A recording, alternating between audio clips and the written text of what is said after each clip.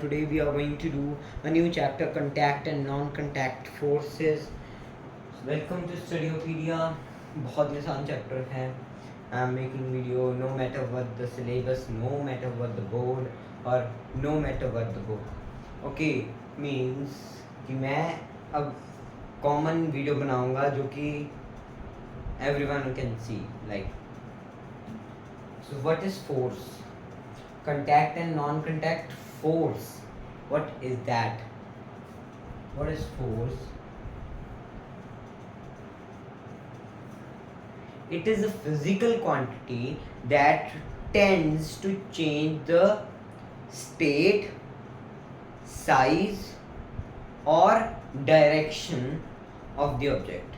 Means कि अगर हम किसी भी बॉडी पर फोर्स लगाएं तो what can be the result?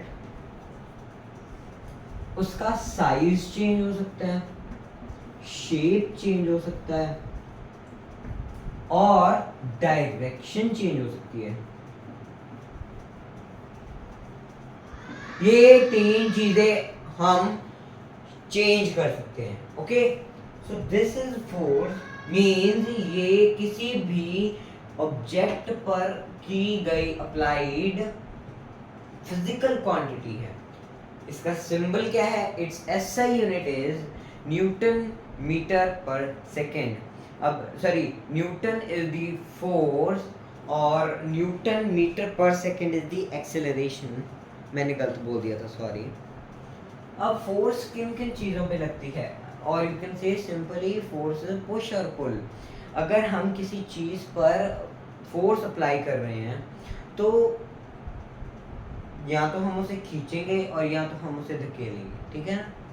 That is force and it can change.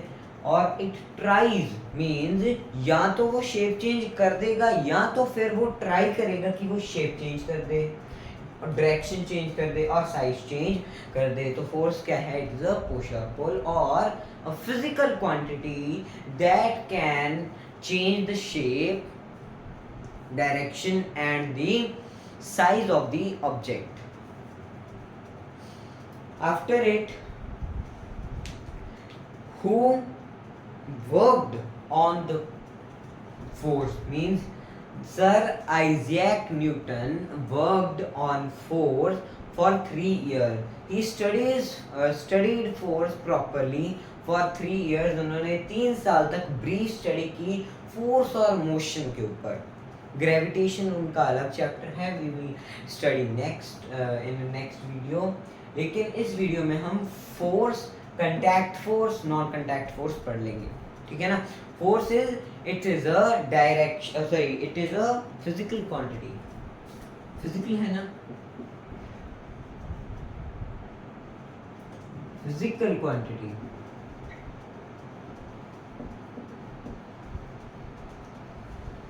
Okay, force आपने पढ़ा होगा, weight equal to M G. जो मास और जो ग्रेविटी है वो भी वेट जो है एक टाइप का फोर्स ही होता है. That is acceleration, that is the force due to gravity. अब टाइप ऑफ फोर्स कितने हैं? कंटैक्ट और नॉन कंटैक्ट फोर्स चैप्टर के बीच में ये नेम. अब कंटैक्ट फोर्स क्या होता है? अगर दो चीजें एक दूसरे से जुड़ी हुई हैं, means if the two bodies are in contact with each other, then only we can say that they are applying the contact force. और उस फोर्स को हम contact force कहते हैं. इसकी टाइप्स हैं contact force की.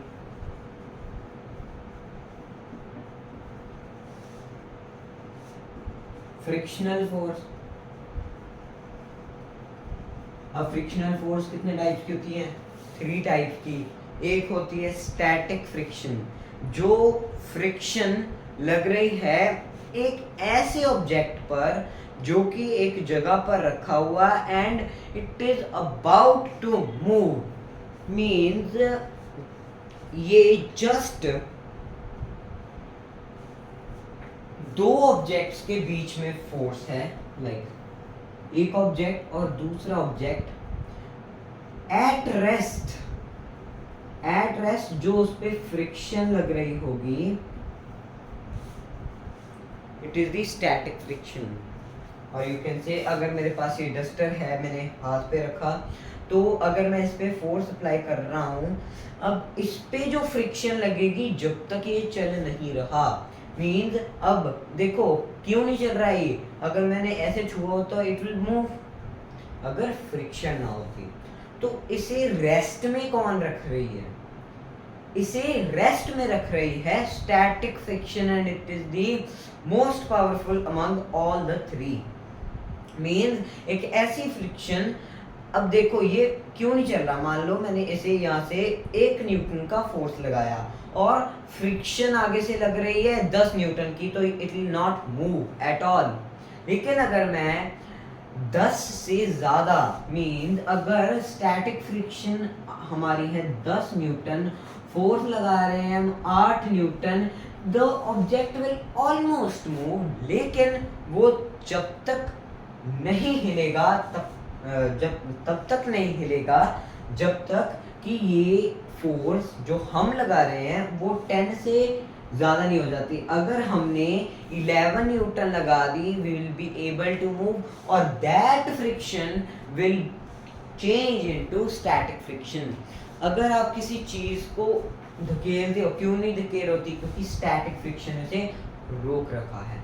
तो that is the first part, frictional force. ये पहला पार्ट पढ़ लिया हमने, इसका भी static friction, like book on the table. What is it? It is the force between two object at rest. ये बहुत इंपॉर्टेंट वर्ड है। एट रेस्ट भी हो सकता है, एट मोशन भी हो सकता है, कुछ भी हो सकता है, लेकिन इसमें एट रेस्ट क्यों आया, क्योंकि मैंने जैसे कहा कि जब तक वो चीज हिलेगी नहीं तब तक उसे एक फोर्स ने रोक रखा होगा, जिसे हम कहते हैं स्टैटिक फ्रिक्शन। उसके बाद सेकेंड नंबर पे आ जाती है sliding friction. Sliding friction, what is sliding friction? अगर हम किसी चीज को धकेलने में कामयाब हुए, for example I have this duster same, तो अगर मैं इसे धकेलने में कामयाब हो गया, स्टैटिक फ्रिक्शन को मैंने स्टैटिक फ्रिक्शन से मैंने ज्यादा फोर्स लगा दी, then the friction between the interlockings of the body surfaces of the two objects, means ये इसका रफ सरफेस है, मेरे हैंड का बिल्कुल स्मूथ सरफेस तो है नहीं, तो अब उस सरफेसेस के बीच में जो फ्रिक्शन अब लग रही है, जब ये डस्टर मूव कर रहा है, not at rest, it is in a motion, the static friction is between two objects in motion, they will be in motion. अब यहाँ पे हम 1 न्यूटन ज्यादा लगा रहे हैं ना, तो यहाँ पे 10 ही होगी,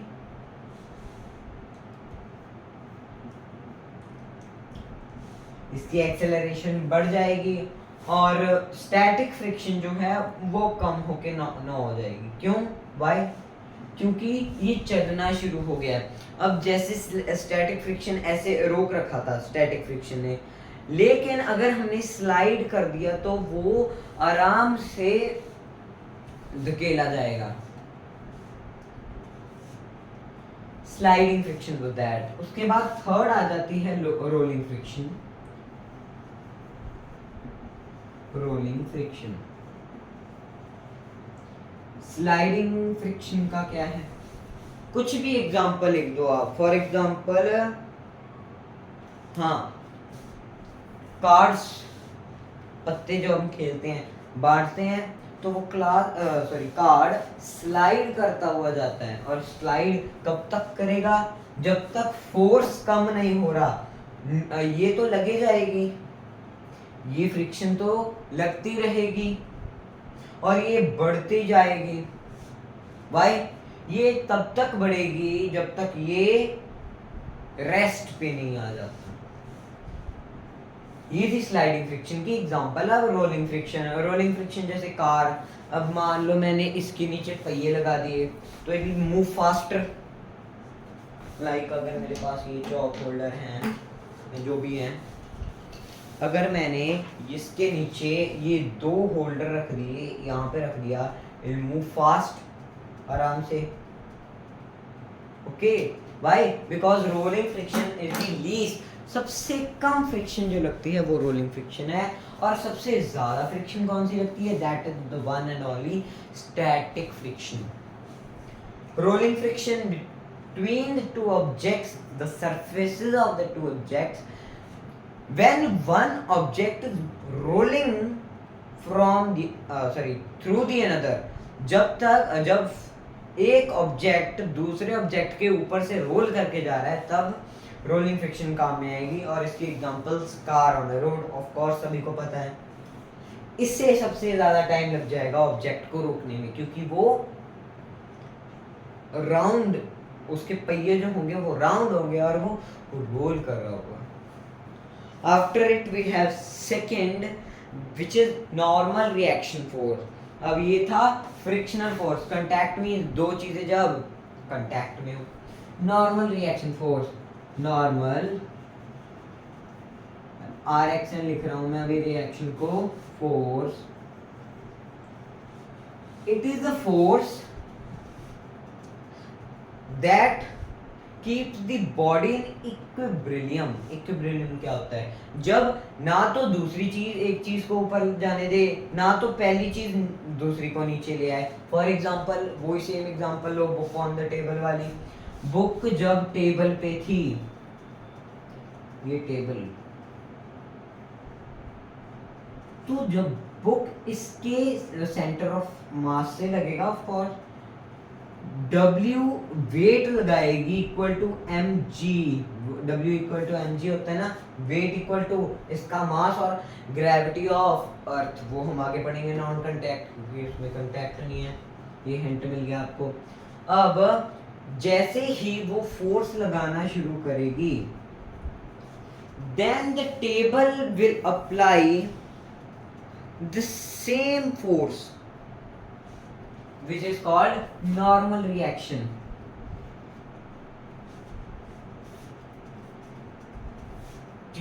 इसी वजह से ना तो ये बुक इसको नीचे कर पाएगी और ना तो ये टेबल बुक को ऊपर धकेल पाएगा। वाई? क्योंकि बुक चाहती है कि वो टेबल के पार्टिकल्स को डिस्प्लेस करके अंदर घुस जाए, लेकिन टेबल ऐसा होने नहीं देगा। वो कहेगा कैसे? डस्टर है, जैसे मेरे हैंड में थोड़ा ना घुस सकता है। This is in the equilibrium state. ये सेम अमाउंट ऑफ फोर्स नीचे वेट लगा रहा है और मैं नॉर्मल रिएक्शन फोर्स अपवर्ड लगा रहा हूं। It is always perpendicular and in upward direction, not in downward direction। ठीक है ना, हमेशा ये perpendicular होगी। It is the force which is applied by the body to maintain the equilibrium state and is always applied vertically upwards या फिर perpendicular in direction। अब ये तो थी चलो बात सीधे ऑब्जेक्ट की। अगर हमने इस ऑब्जेक्ट को सीधा एक टेबल पे रखा है, अगर नॉर्मल रिएक्शन फोर्स ऐसे ऑब्जेक्ट पे कैसे लग सकती है? अब यहां से आएगा W इक्वल टू mg, क्योंकि वेट इज ऑलवेज डाउनवर्ड। सीधा नहीं बनाया, थोड़ा सॉरी। ये बिल्कुल ऐसे वेट लगेगा, मास इनटू ग्रेविटी। क्यों? क्योंकि वेट तो वो अपना ऑब्जेक्ट उसके बिल्कुल सीधा ही डालेगा नीचे, और जो नॉर्मल रिएक्शन फोर्स होगी वैसे लग जाएगी। नॉर्मल, यहां पे लिख देता हूं, नॉर्मल रिएक्शन फोर्स ये सरफेस अपने सीधे में लगाएगी। मींस ये ऑब्जेक्ट है, ये नीचे को लगा रहा है फोर्स, लेकिन नॉर्मल रिएक्शन फोर्स कैसे लग रही है? It is being applied like this, surface के परपेंडिकुलर। ओके, अब अगर ये ऑब्जेक्ट मूव करेगा तो फ्रिक्शन तो लगनी है, friction will always be applied. Friction पीछे को लग जाएगी, फ्रिक्शन लगनी है, ये तो सभी को पता है। लेकिन अब हमेशा काउंटर बैलेंस करने वाली फोर्स जो होती है ना, that is mg cos theta. mg cos theta ने इसे काउंटर बैलेंस कर दिया। mg cos थीटा क्या है? It is also a force, ये एंगल थीटा बना, एंगल थीटा। अब जब न्यूटन ने देखा कि जो mg cos थीटा और wmg वाला जो ये एंगल बन रहा है, अगर हम परपेंडिकुलर उसके बनाए, ये cos वो वाला जो sin cos tan वाला ये, okay, it will be easier to solve. ये अगर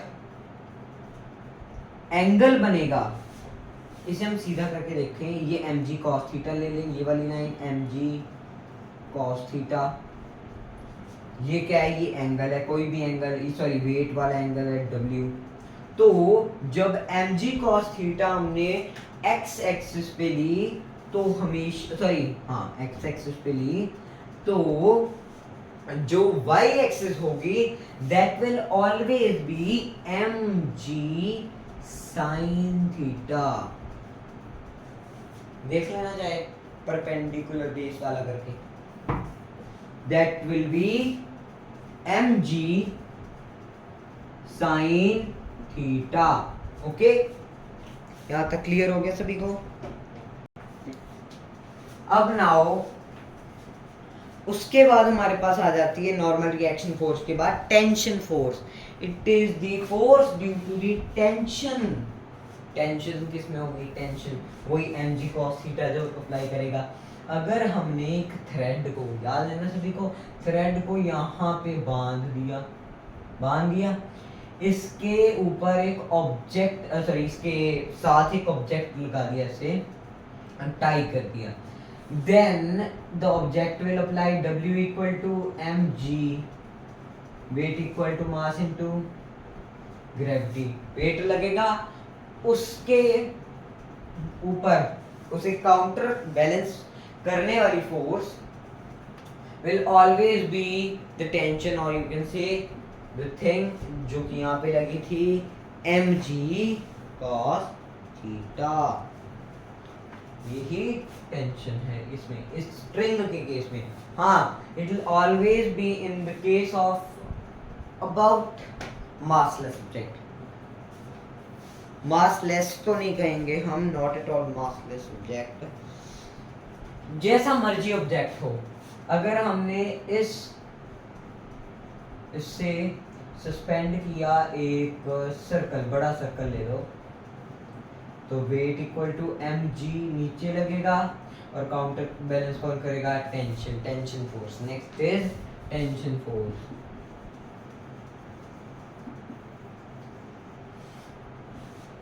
तभी तो आपने देखा होगा, अगर आप टाई को, मेरे पास है एक टाई वैसे तो, हाँ, अगर आप एक टाई को नीचे को करते हो तो that causes the upward force.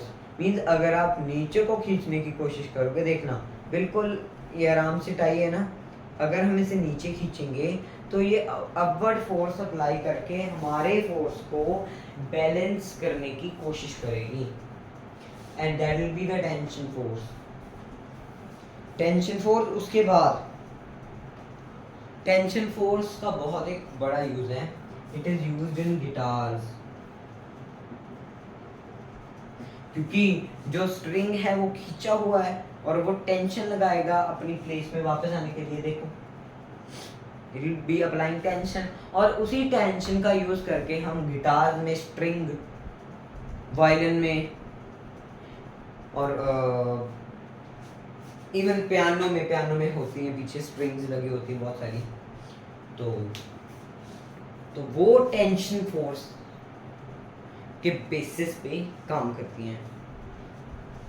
ये इसका यू कैन से कि ये इसका एग्जांपल ही होगा।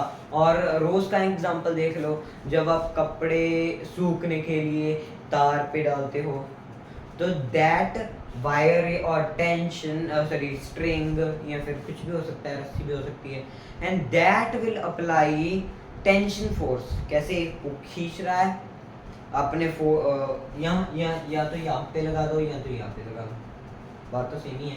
अगर आप टेढ़ा करके देखोगे तो आपको वो वाली कपड़ों वाली एग्जांपल दिख जाएगी इसमें। उसके बाद it was the easiest part. उसके बाद है force exerted by a spring. Spring जब फोर्स एक्सर्ट करता है, स्प्रिंग के पास एक क्वालिटी होती है जो हम में नहीं होती, ठीक है ना, and that quality is known as restoring force. अगर किसी ने हमारा हाथ बहुत जोर के खींच दिया तो क्या हम में वो एबिलिटी है कि वो हम ऐसा खींचा जाए और वो वापस आ जाए? नहीं। And this quality is only and only in a spring. Spring कैसे? अब देखो, स्प्रिंग में क्या होती है? Restoring force, and that with the help of that force हम इसे कांटेक्ट फोर्स में इंक्लूड करेंगे, क्योंकि जब स्प्रिंग नॉर्मल स्टेट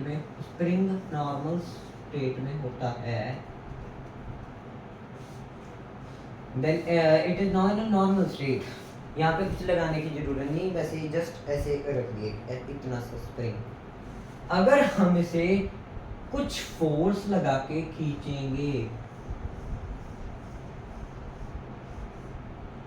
तो फोर्स विल बी,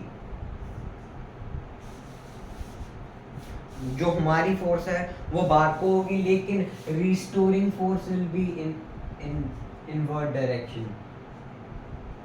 सॉरी, मैंने उल्टा ही बना दिया है दिखाने के चक्कर में कि ऐसे है ना।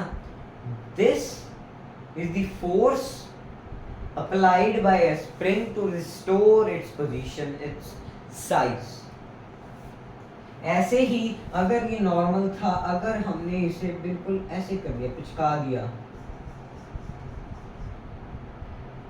ऐसे भी तो कर ही सकते हैं हम, then our force will be inward, लेकिन स्प्रिंग की रिस्टोरिंग फोर्स ले लो, यहाँ पे भी रिस्टोरिंग फोर्स ले लो, will always be in the opposite direction to the force applied by ourselves।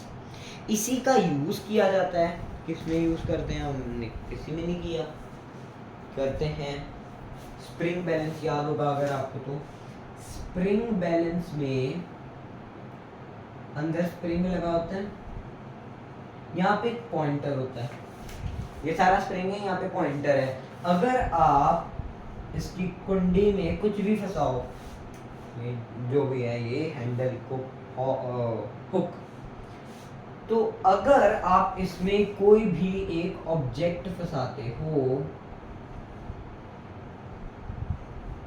तो ये नीचे को बढ़ेगा स्प्रिंग,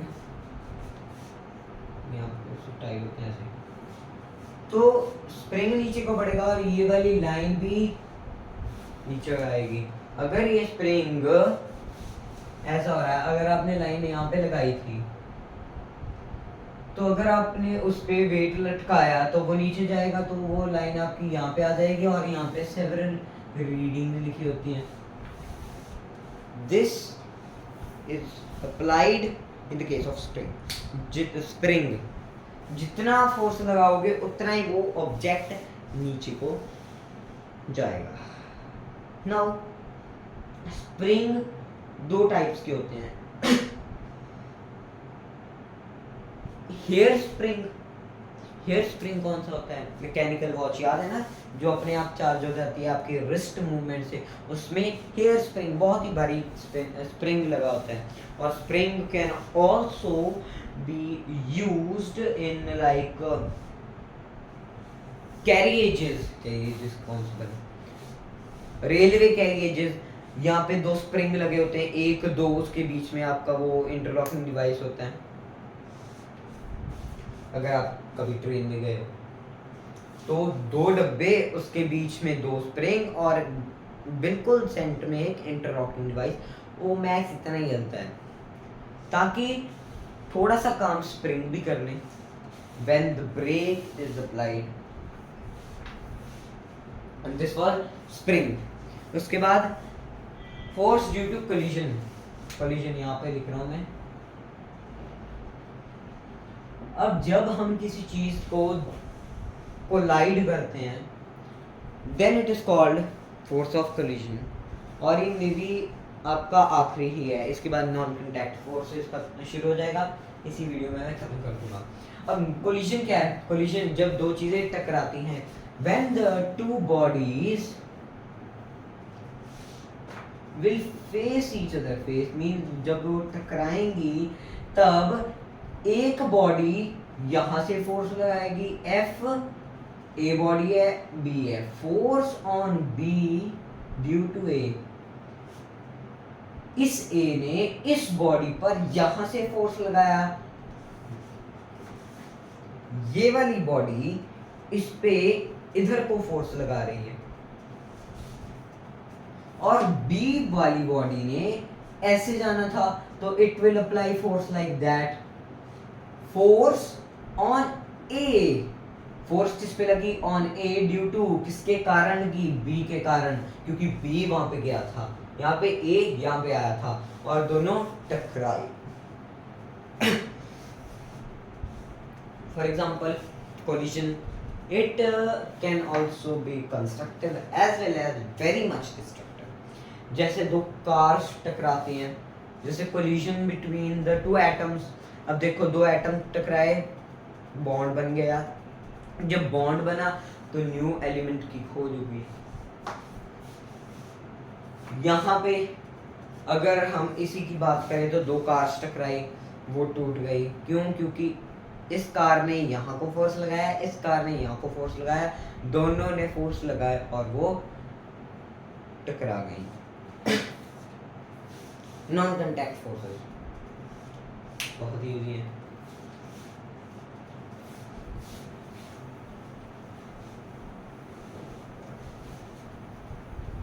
यहाँ पे नॉन लिख देता हूँ बस, easy work. Non contact forces, non contact forces of course नाम से समझ आ रहा है कि जो चीज़ें, दो चीज़ें कांटेक्ट में नहीं है, means one thing is apart from the another body. हाँ, हम बहुत कम मास वाले ऑब्जेक्ट को कंसिडर अब इसमें नहीं करेंगे, जो ये वाली जो हमने, it is in the case of bodies. ऐसे ही अगला भी जो लॉ ऑफ मोशन है, it is in the case of body not atoms. हो सकता है लेकिन it will be very minute, और वो हम नहीं लेंगे क्योंकि हमने तो बॉडी वाला चैप्टर आएंगे पूरा totally based on the forces on the body. Non contact forces, पहला ग्रेविटेशनल, दूसरा इलेक्ट्रोस्टैटिक, तीसरा मैग्नेटिक। यही तीन होती हैं। इलेक्ट्रोस्टैटिक ये आपकी बुक में पहला बाद में चैप्टर दिया हुआ है, लेकिन हाँ I am following 2-3 books. Easy है ये वाला इलेक्ट्रोस्टैटिक फोर्स। आपने क्या पढ़ा था? Like poles and charges repel each other, unlike poles and charges attract each other. Unlike poles हम बात नहीं करेंगे, वो मैग्नेट में करेंगे। अगर हमारे पास दो इलेक्ट्रॉन्स हैं, इसमें हमने इलेक्ट्रॉन प्रोटॉन की बात की है, और दो इलेक्ट्रॉन है, सॉरी प्रोटॉन, और ये दो प्रोटॉन, ये एक प्रोटॉन एक इलेक्ट्रॉन, दोनों इलेक्ट्रॉन। अब negative negative will be repelling each other, positive positive also like repel each other, positive negative they will attract each other. This only and only the thing, like अगर मैं इसकी example दूं तो comb, जब हम अपने dry hair में जब हम कॉम्ब को फटाफट ऐसे लाइक यू कैन से रगड़ते हैं, we ran our comb on through our hair, then what happen, जब हमारी कॉम्ब जो है हमारे बालों के ऊपर से जाती है, द चार्जेस इंटरचेंज और the comb get negatively charged and attract the bits of paper. What? Bits of paper. This is why it is said electrostatic force, क्योंकि इसमें दो charges included बहुत सारे, हाँ, और ये सेंटर से लगेगी, ये अपने सेंटर से इसको खींचेगा इधर को, और ये अपने सेंटर से इधर, ऐसे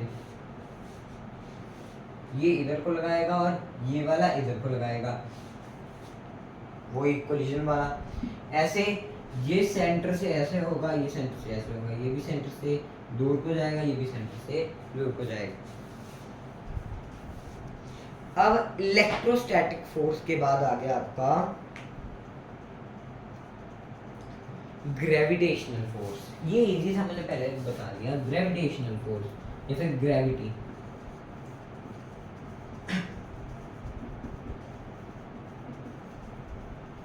फोर्स ये चैप्टर करा के मैं कल ही आपके अगले चैप्टर की वीडियो डालूंगा, जो कि है लॉज ऑफ मोशन। वो मैं एक या दो पार्ट्स में बनाऊंगा, वो भी क्या पता है एक में खत्म हो जाए। अब ग्रेविटेशनल फोर्स, ये भी सेंट्रल फोर्स है। अब दो मासेस एक दूसरे को अट्रैक्ट करेंगे, m1 एंड m2। इस पे पूरा एक चैप्टर आएगा बाद में, पहले इसके बाद लॉज ऑफ मोशन करा दूंगा, उसके बाद दोनों पे एक फुल चैप्टर आएगा, सॉरी इस पे एक फुल चैप्टर आएगा। अब m2 और m1, इसका मास बड़ा है, इसका मास अभी बड़ा ले लेते हैं। Then what will be happening, ये वाला जो ऑब्जेक्ट है दोनों ही अपने आप एक दूसरे को अट्रैक्ट करेंगे, both will attract each other. लेकिन इन्फ्लुएंस ज्यादा किसका होगा, मास 2 का, क्योंकि इसका मास ज्यादा है, एक्सेलरेशन डाउन। जितना मास ज्यादा होगा उतनी एक्सेलरेशन कम होगी, क्यों, force equal to M A, तुम एम क्या हुआ, हाँ एम क्या हुआ, फोर्स इनटू एक्सेलरेशन, मैंने गलत बोल दिया इसकी, ठीक है, इसका मास कम है, मास कम है, it is light in weight. अगर हम फोर्स लगाएंगे तो इसकी एक्सेलरेशन बढ़ जाएगी, with the increasing force increase in acceleration is seen, and with the increasing mass acceleration is seen decrease, because जितना बड़ा मास उस पे अमाउंट सेम लगा रहे हैं हम फोर्स की, लेकिन वो एक्सेलरेशन कम करता जाएगा। ओके, उसके बाद ग्रेविटी, ये वाला ही, ये F1 लगाएगी, फोर्स 1, फोर्स 2, इनके बीच का डिस्टेंस जिसे हम R2 ले लेते हैं, द डिस्टेंस वेरीज। कैसे, अगर हम ग्रेविटेशनल फोर्स की बात करें तो ये F1 इक्वल टू F2 दोनों सेम होंगी, हमेशा दोनों सेम होंगी, लेकिन वो मास होने के कारण, ज़्यादा मास होने के कारण उसकी एक्सेलरेशन इतनी नहीं बन पाएगी। अब हाँ, तो F1 और F2, ये F1 equal to F2, F1 लिख दो इक्वल टू F2 लिख दो, M1 mass into product of mass है ये, it is the product of mass M2 upon length, उनका डिस्टेंस, उनके बीच का डिस्टेंस होता है R square upon R square, is the distance, उसका स्क्वायर लेंगे 10।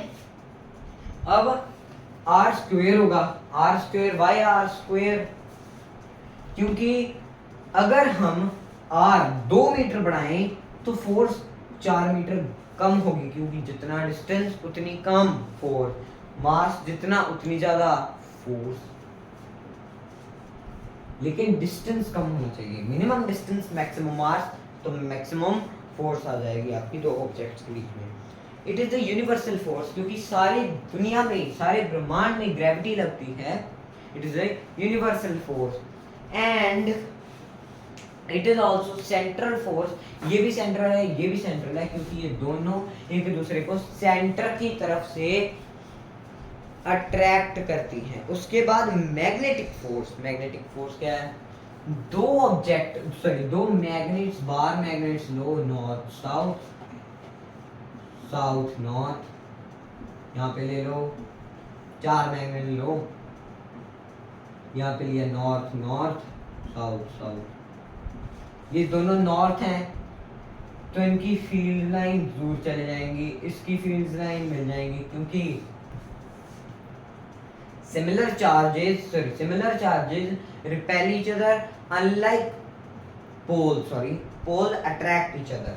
इसके दोनों के अलग पोल्स थे, इसीलिए इन्होंने दोनों ने अट्रैक्ट किया, और इनके सेम पोल्स थे, इन्होंने रिपेल कर दिया। और ये हमेशा पोल्स से लगने वाली फोर्स है, ये सेंटर से नहीं लगती कभी भी।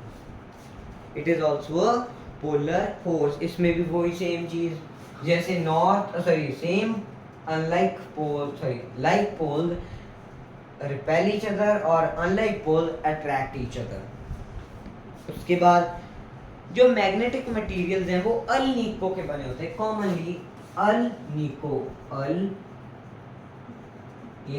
एल्यूमिनियम, Ni निकल, Co कोबाल्ट, अल-नीको इसका मैग्नेट बना होता है। उसके बाद जितनी भी आपकी ये वाली चीजें हैं, ऐसे क्या कहते हैं अपना नॉन कांटेक्ट फोर्स, ये हमेशा इनवर्स स्क्वायर लॉ फॉलो करती हैं। जैसे ये है, अगर ये बढ़ेगा तो दूसरा वाला कम होगा। ऐसे ही अगर इनके दोनों को दूरी बढ़ेगी, मैग्नेट अगर उन्हें 1 किलोमीटर दूर रखे तो force will not be applied. ऐसे ही ये वाली चीज, अगर चार्जेस बहुत पास हैं then they will be attracting, और अगर दूर हैं the force will be less। means अगर डिस्टेंस बढ़ा दिया फोर्स का, डिस्टेंस घटा दिया फोर्स बढ़ गई। उसके बाद लास्ट डिफरेंस बिटवीन कांटेक्ट और non contact forces. Simple difference मैं लिखने नहीं वाला, ये मैं वैसे स्पेस बना रहा हूँ किसी और चीज के लिए। अब नॉन कांटेक्ट फोर्सेस के लिए हमें फील्ड लाइन चाहिए, इन्फ्लुएंस चाहिए। इसमें क्या था, इन्फ्लुएंस था आसपास सराउंडिंग्स में, ऐसे ही इसमें भी इन्फ्लुएंस था, इसमें भी इन्फ्लुएंस था, और ये एक दूसरे के कांटेक्ट में नहीं थी, और ये एक दूसरे के कांटेक्ट में थी। Contact forces inverse square law नहीं फॉलो करती, while non contact forces they always, ये आपकी बुक में नहीं दिया हुआ, किसी भी बुक में नहीं दिया, मैंने जो भी पढ़ी थी उन तीनों में से, they always follow inverse square law. उसके बाद यूनिट्स क्या हैं, लास्ट न्यूटन है। डेफिनेशन बहुत जरूरी है। 1 न्यूटन इज, आप कहो कि अगर 1 न्यूटन का फोर्स लगाएं तो हमें 1